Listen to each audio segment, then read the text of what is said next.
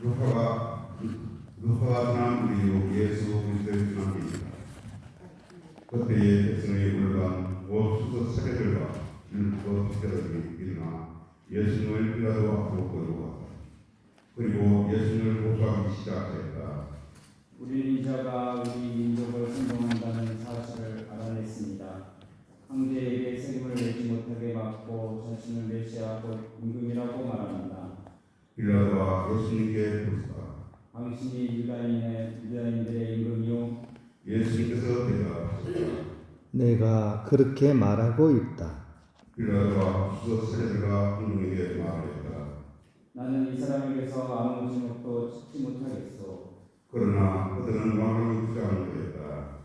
이자는 갈릴레에서 시작하여 이곳에 이르기까지 온 유다 곳곳에서 백성을 가르치며 선동하고 있습니다. 이 말을 들은 빌라도는 이 사람이 갈릴레아 사람이라고 묻더니 예수님께서 헤로데의 편안에 속하는 것을 알고 그분을 헤로데에게 보냈다. 그 무렵 헤로데도 예루살렘에 있었다. 헤로데는 예수님을 보고 매우 기뻐하였다. 예수님의 소문을 듣고 오래전부터 그분을 보고 싶어 하였을 뿐 아니라 그분께서 일으키시는 어떤 특별한 바도 보기를 기대하고 있었던 것이다. 그래서 헤로데가 이것저것 물었지만 예수님께서는 아무 대답도 하지 않으셨다. 수석 사제들과 율법 학자들은 그 곁에 서서 예수님을 지각하게 고소했다. 헤로데도 자기 군사들과 함께 예수님을 업신여기고 조롱한 다음 화려한 옷을 입혀 빌라도에게 돌려드렸다. 전에는 서로 문수를 지내는 헤로데와 빌라도가 바로 그날에 서로 친구하였다. 빌라도는 수석 사제들과 지도자들과 백성을 불러 모아 그들에게 말하였다. 여러분은 이 사람이 백성을 선동한다고 나에게 끌고 왔는데 보다시피 내가 여러분 앞에서 신문해 보았지만 이 사람에게서 여러분이 고소한 죄목을 하나도 찾지 못하겠소. 헤로도가 이 사람을 우리에게 돌려보낸 것을 보면 그도 찾지 못한 것이요. 보다시피 이 사람은 사형받을 받아 마땅한 짓을 하나도 저지르지 않았소. 그러니 이 사람에게 매질이나하고 풀어주겠소. 수석 사제들과 지도자들과 백성을 일제히 소리질렀다. 바라바는 예루살렘에서 일어난 반란과 살인으로 감옥에 갇혀 있던 자였다. 빌라도는 예수님을 풀어주고 싶어서 그들에게 다시 이야기하였지만 수석 사제들과 지도자들과 백성들은 외쳤다.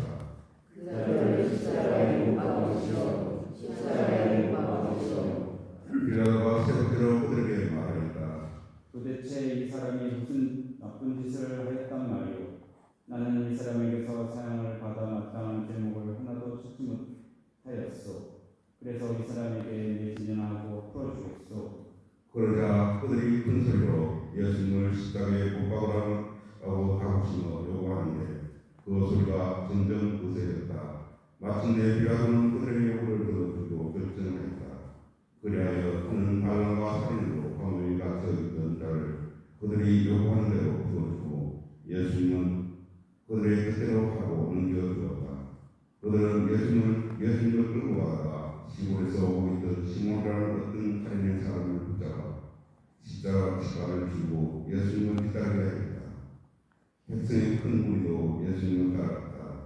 그 가운데에는 예수님 때문에 가슴을 치고 통곡하는 여자들도 있었다. 예수님께서는 그 여자들에게 돌아서서 이르셨다. 예루살렘의 딸들아, 나 때문에 울지 말고 너희와 너희 자녀들 때문에 울으라. 보라, 아이를 낳지 못하는 여자, 아이를 베어보지 못하고 젖을 먹여보지 못한 여자는 행복하여라 하고 말할 날이 올 것이다. 그때 사람들은 산들에게 우리 위로 무너져 내려라 하고 언덕들에게 우리를 덮어다오 할 것이다. 푸른 나무가 이러한 일을 당하거든 마른 나무야 어떻게 되겠느냐. 그들은 다른 두 제수로 출입하고 예수님과 함께 끌고 왔다. 해골이라고 하는 것이 있는 그들은 예수님과 함께 두 제수 십자가에 못 박았는데 하나는 그들의 오른쪽에 다른 하나는 왼쪽에 못 박았다. 그때 아버지, 저들을 용서해 주십시오. 저들은 자기들이 무슨 일을 하는지 모릅니다. 예수님을 십자가에 못 박은 자들이 제비를 뽑아 예수님의 겉줄을 나누고 가셨다. 백성들은 서서 바라보고 있었다. 그러나 수자들은 비는거렸다. 이자가 다른 이들을 구원하였으니 정말 하느님의 메시아 선택된 이라면 자신도 구원해 보라지. 군사들도 예수님을 조롱하였다. 그들은 예수님께 다가가 신 포도주를 들어대며 말하였다. 내가 유다인들의 임금이라면 너 자신이나 구원해 보아라. 예수님의 머리 위에는 이자는 유다인들의 임금이다 라는 제명표가 붙어 있었다. 예수님과 함께 매달린 제수 하나도 그분을 모독하였다. 당신은 메시아가 아니시오. 당신 자신과 우리를 구원해 보시오. 그러나 다른 제수는 그를 붙이며 말하였다. 같이 채용을 받는 주제에 너는 하느님이 두렵지도 않느냐. 우리야 당연히 우리가 저지른 짓에 합당한 벌을 받지만 이분은 아무런 잘못도 하지 않으셨다. 그러고 나서 그 제수가 예수님께 간청하였다. 예수님, 선생님의 나라에 들어가실 때 저를 기억해 주십시오. 예수님께서 그에게 이르셨다. 내가 진실로 너에게 말한다. 너는 오늘 나와 함께 낙원에 있을 것이다. 낮 12시 어둠이 온 땅에 덮여 오후 3시까지 계속되었다. 해가 어두워진 것이다. 그때 성전 휘장 한가운데 두 발로 찢어졌다. 그리고 예수님께서 큰 소리로 외치셨다. 아버지, 제 영을 아버지 손에 맡깁니다. 예수님께서 이 말씀을 하시고 숨을 거두셨다. 잠시 후련하셨죠.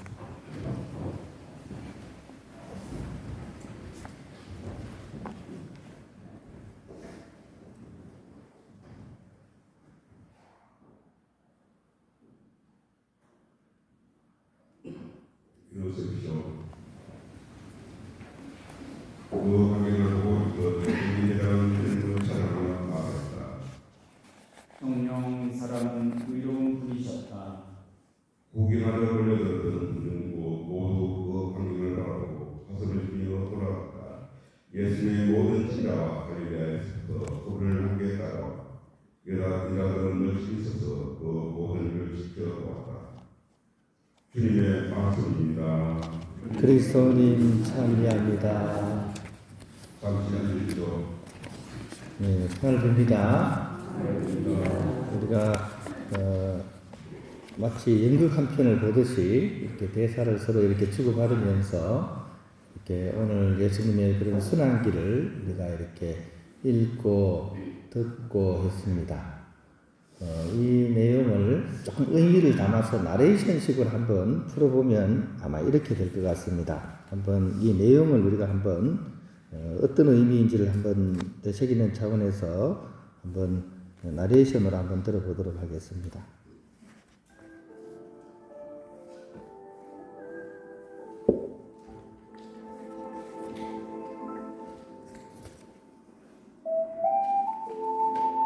우리 주님께서 앞장서 가십니다.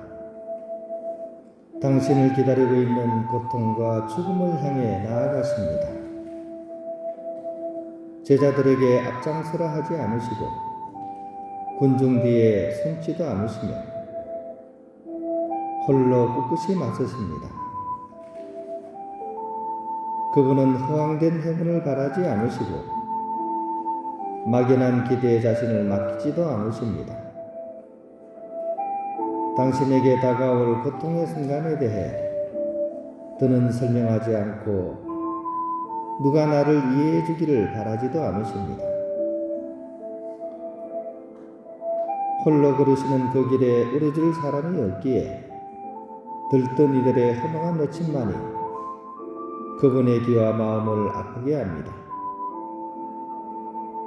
이제 묵묵히 십자가의 길을 걸으시는 예수님 곁에는 거짓으로 진리를 왜곡하는 사람들의 모습이 분명하게 드러납니다.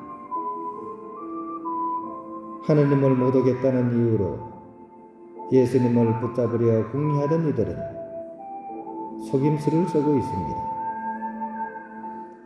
향유가 허투루 쏘였다고 투덜거리던 이들은 가난한 이들을 향한 자신의 중요성을 빌어 선하신 하느님을 모욕하고 있습니다.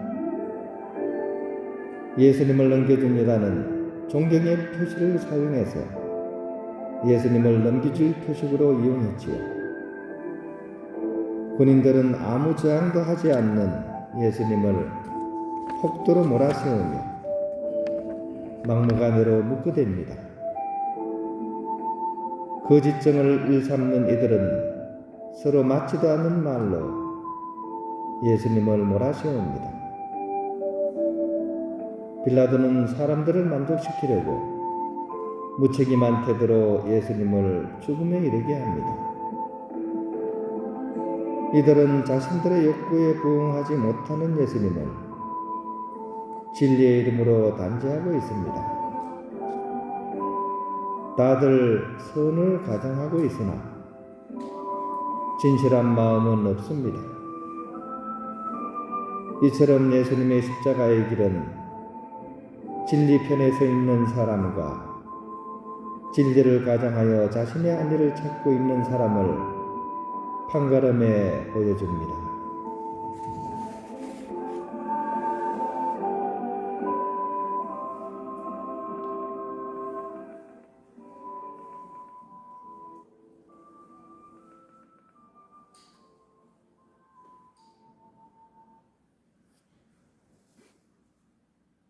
좀 나레이션식으로 한번 해봤는데 내용이 어떻게 잘 전달이 됐는지 모르겠습니다.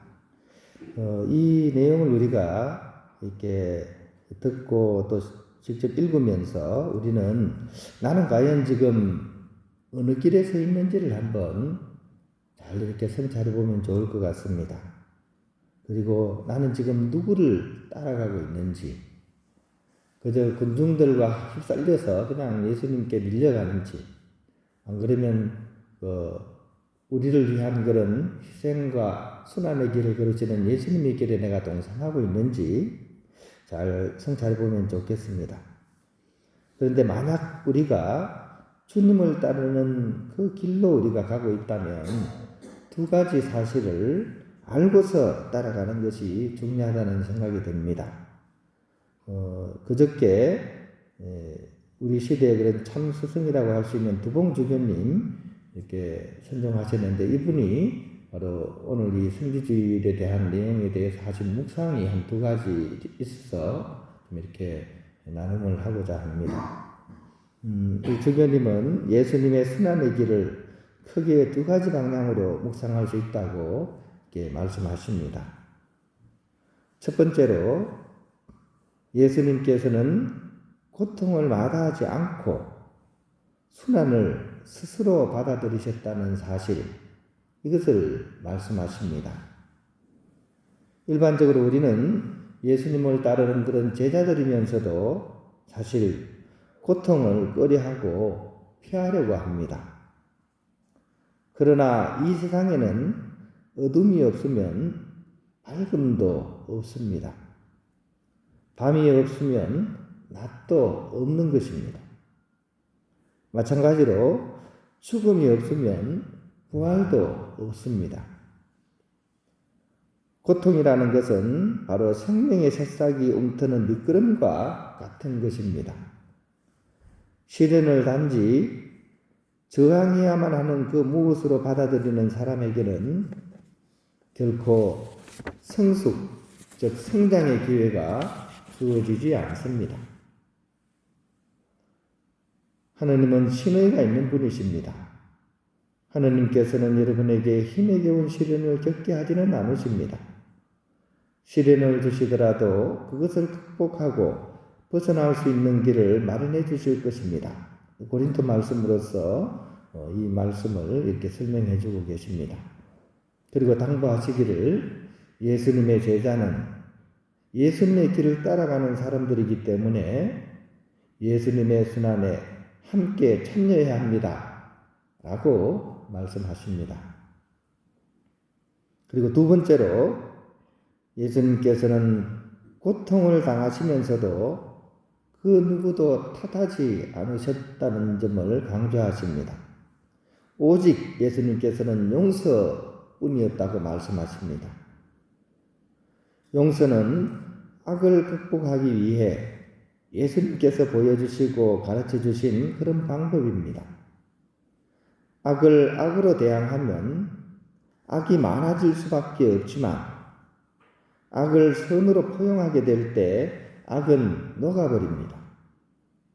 용서가 악을 이기는 것은 마치 우리의 피 속에 들어있는 백혈구가 병균을 막을 때 싸우거나 무력을 쓰지 않고 푹 껴안아주는 것과 비교할 수 있습니다. 우리는 상대방이 먼저 용서를 청하지 않더라도 마음속에서라도 용서하고 베풀면서 상대방을 위해 기도해야 합니다. 용서에는 여러 가지 방법이 있습니다.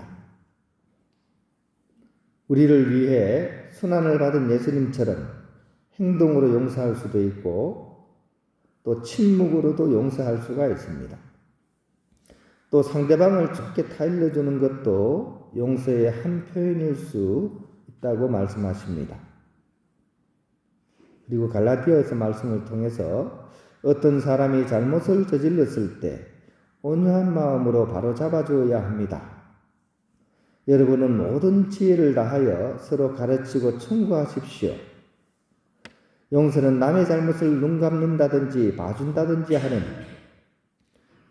들어주는 것이 아니라 안 좋은 것을 좋은 것으로 여기는 안 좋은 것을 좋은 것으로 이기는 것이라고 말씀하십니다. 그리고 두봉주교님의 마지막 말씀 순환하시는 주님 고맙습니다.